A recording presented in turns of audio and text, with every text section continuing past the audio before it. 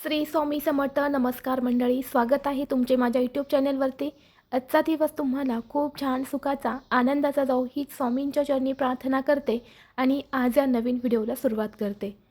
उद्या म्हणजेच 20 ऑक्टोबरला रविवारी या दिवशी आलेली आहेत संकष्टी चतुर्थी. प्रत्येक महिन्यामध्ये चतुर्थी ही येते आणि प्रत्येक चतुर्थीचं महत्त्व हे देखील वेगवेगळं असतं. ऑक्टोबर महिन्याची चतुर्थी ही वक्रतुंड संकष्टी चतुर्थी नावाने ओळखली जाते. या चतुर्थीचे व्रत मुलांच्या दीर्घ आयुष्यासाठी आणि उत्तम आरोग्यासाठी ठेवले जाते. या दिवशी गणपती बाप्पांची विधिवत पूजा केली जाते आणि रात्री चंद्रदेवांचे पूजन करून हे व्रत सोडले जाते. संकष्टी चतुर्थीच्या दिवशी गणेश तत्व हे नेहमीपेक्षा पृथ्वीवरती जागृत असते आणि या दिवशी गणपती बाप्पांची पूजा केल्याने व्यक्तीच्या जीवनातील सर्व संकट समाप्त होतात. सोबतच धनसंपत्ती, बुद्धी यामध्ये सुद्धा वृद्धी होते. तसेच भक्ताच्या मनातील सर्व इच्छा मनोकामना पूर्ण होतात. इतकं महत्त्व या दिवसाला दिले जाते. या दिवशी गणपती बाप्पांच्या पूजेसोबतच आणि व्रतासोबतच काही महत्त्वाचे उपायसुद्धा केले जातात. आज या व्हिडिओमध्ये मी तुम्हाला एक अतिशय प्रभावी असा उपाय सांगणार आहे. रविवारी उद्या संकष्टी चतुर्थीच्या दिवशी सकाळीच घरात या झाडाचं एक पान आणायचं आहे. हे पान आणल्याने 7 पिढ्यांचं दारिद्र्य हे नष्ट होईल. कोणताही शत्रू हा फक्त 2 दिवसात संपेल. शत्रू घरी येऊन तुमची माफी मागेल आणि तुमच्या मनातील कितीही कठीणातील कठीण इच्छा ही फक्त 24 तासातच पूर्ण होईल. असा हा एक उपाय आज या व्हिडिओमध्ये मी तुमच्यासोबत शेअर करणार आहे. त्यामुळे तुम्ही हा व्हिडिओ स्किप न करता शेवटपर्यंत पाहत राहा. चॅनलवरती नवीन असाल तर सबस्क्राईब करा आणि असेच माहितीपूर्व नवनवीन व्हिडिओ पाहण्यासाठी बेल आयकॉनला प्रेस करा. तर पहा, आज या व्हिडिओमध्ये मी तुम्हाला जो उपाय सांगणार आहे तर हा उपाय आपल्याला उद्या म्हणजेच रविवारी सकाळी 12 वाजण्याच्या अगोदर करायचा आहे. या झाडाचं एक पान हे तुम्हाला सकाळी 12 वाजण्याच्या अगोदरच तुमच्या घरामध्ये आणायचं आहे. जर भरपूर दिवसापासून तुमच्या मनामध्ये एखादी इच्छा असेल, प्रत्येकाच्या मनामध्ये इच्छा ही असतेच, अगदी माझ्यापासून ते तुमच्यापर्यंत आपल्या सर्वांच्याच मनामध्ये काहीतरी इच्छा ह्या असतात आणि आपली प्रत्येक इच्छा पूर्ण होण्यासाठी आपण आपल्या आयुष्यामध्ये भरपूर तडजोड, मेहनत, कष्ट करत असतो. परंतु कधीकधी कितीही प्रयत्न केले, कितीही कष्ट केले तरीही आपल्या कष्टांना, प्रयत्नांना यश मिळत नाही आणि आपली कोणतीही इच्छा ही पूर्ण होत नाही. म्हणजेच काय, तर आपल्याला कोणत्याही कामामध्ये यश मिळत नाही. जेव्हा आपण प्रयत्न आणि कष्ट करूनही आपल्याला यश मिळत नाही, तेव्हा आपल्या कुंडलीमधले ग्रह जे असतात तर ते कमकुवत असतात आणि यामुळे आपल्या प्रयत्नांना यश मिळत नाही. परंतु जेव्हा विशेष तिथी असते त्या तिथीवरती जर आपण काही प्रभावी उपाय आणि सेवा केल्या तर नक्कीच आपल्या प्रयत्नांना यश मिळते आणि आपल्याला प्रत्येक कामात यश हे मिळत असते. सोबतच सर्व मनातील इच्छा देखील पूर्ण होतात.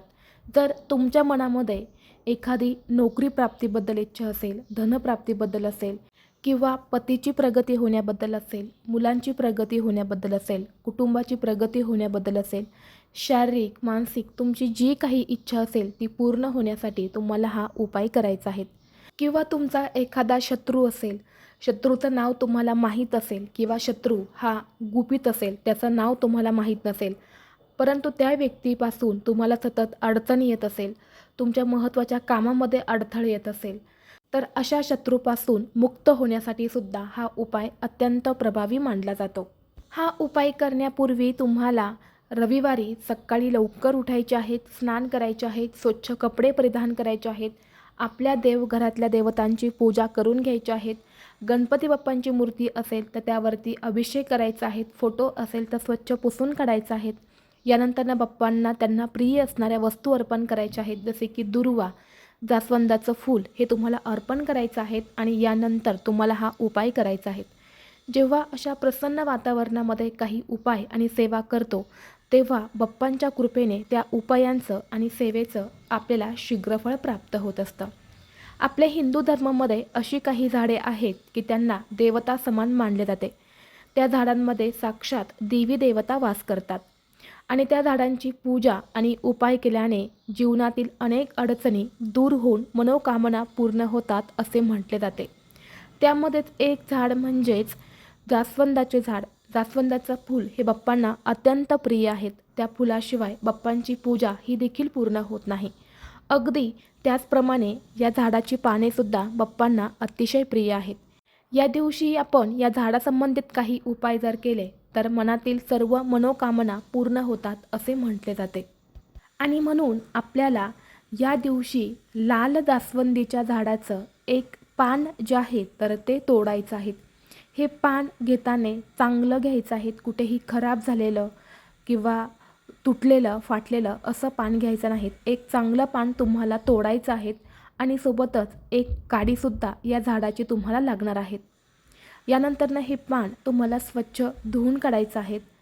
थोडासा शेंदूर तुम्हाला घ्यायचा आहे. शेंदूर नसेल तर थोडंसं लाल कुंकू तुम्हाला घ्यायचं आहे. त्यामध्ये थोडंसं तुम्हाला पाणी टाकायचं आहे. पेस्ट बनवायची आहेत आणि जी काडी तुम्ही घेतलेली आहे झाडाची त्या काडीने तुम्हाला त्या पानावरती तुमच्या इच्छा लिहायच्या आहेत. आता इच्छा लिहित असताना तुम्हाला अगदी थोडक्यामध्ये 1 ते 2 शब्दामध्ये ही इच्छा लिहायची आहेत. जसे की मुलांच्या प्रगतीसाठी तुम्ही हा उपाय करत असेल तर मुलांची प्रगती होण्यासाठी असे लिहायचे आहेत. धनप्राप्तीसाठी लिहित आहे तर धनप्राप्ती होण्यासाठी, नोकरी प्राप्ती होण्यासाठी किंवा शत्रू नष्ट होण्यासाठी अशी तुम्हाला इच्छा जी आहे तर ती त्या पानावरती लिहायची आहेत. यानंतर तुम्हाला 21 दुर्वांची जोडी घ्यायची आहेत. 21 दुर्वा घेताना ज्या दुर्वाला 3 दल किंवा 5 दल असतात अशा 21 दुर्वा तुम्हाला घ्यायच्या आहेत. यानंतर काय करायचं आहे, एक प्लेट घ्यायची आहे. प्लेटमध्ये तुम्हाला त्याच कुंकवाने किंवा शेंदुराने स्वस्तिक काढायचं आहेत आणि त्यावरती तुम्हाला मुठभर तांदूळ टाकायचे आहेत आणि त्या तांदळावरती तुम्हाला हे जे पान आहे तर हे ठेवायचं आहे आणि ही प्लेट तुम्हाला गणपती बाप्पांच्या मूर्तीसमोर किंवा फोटोसमोर तुम्हाला ठेवायचे आहेत. यानंतरनं या पानाला हळदी कुंकू, अक्षदा, फुलं अर्पण करायचे आहेत आणि ह्या 21 दुर्वा ज्या आहेत तर त्यासुद्धा तुम्हाला त्या पानावरती ठेवायच्या आहेत. यानंतरनं गणपती बाप्पांसमोर बसून तुम्हाला 1 वेळा अथर्व शीर्षमचं पठण करायचं आहे आणि 108 वेळा जो पण तुम्हाला गणपती बाप्पांचा मंत्र येतो तो मंत्र तुम्हाला 108 वेळा म्हणायचा आहे. जसे की ओम गण गणपतये नमः हा मंत्र देखील तुम्ही म्हणू शकता. ही सगळी सेवा करून झाल्यानंतरनं तुम्हाला दोन्ही हात जोडून तुमची इच्छित मनोकामना ही बाप्पांकडे व्यक्त करायची आहेत आणि यानंतरनं संपूर्ण दिवसभर हे पान तुम्हाला तिथेच तुमच्या देवघरामध्ये ठेवायचं आहे.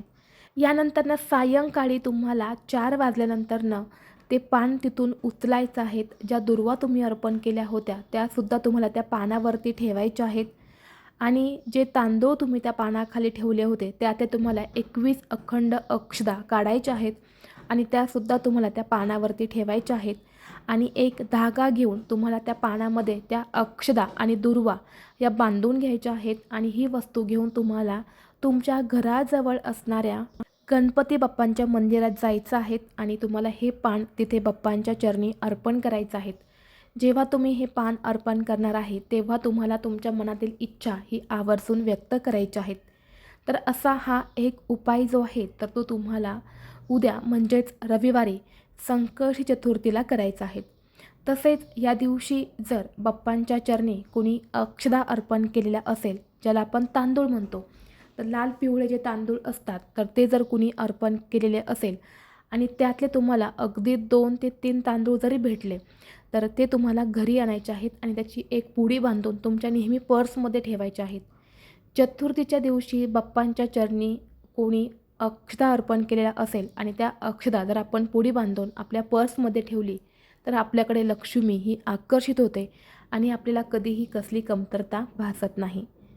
तर दोन्हीही उपाय प्रभावी आहेत, यामुळे तुम्ही नक्की करा.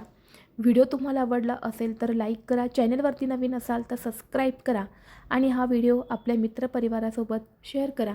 चला तर मग भेटू असंच पुढल्या एका नवीन व्हिडिओमध्ये. तोपर्यंत सर्वांना श्री स्वामी समर्थ.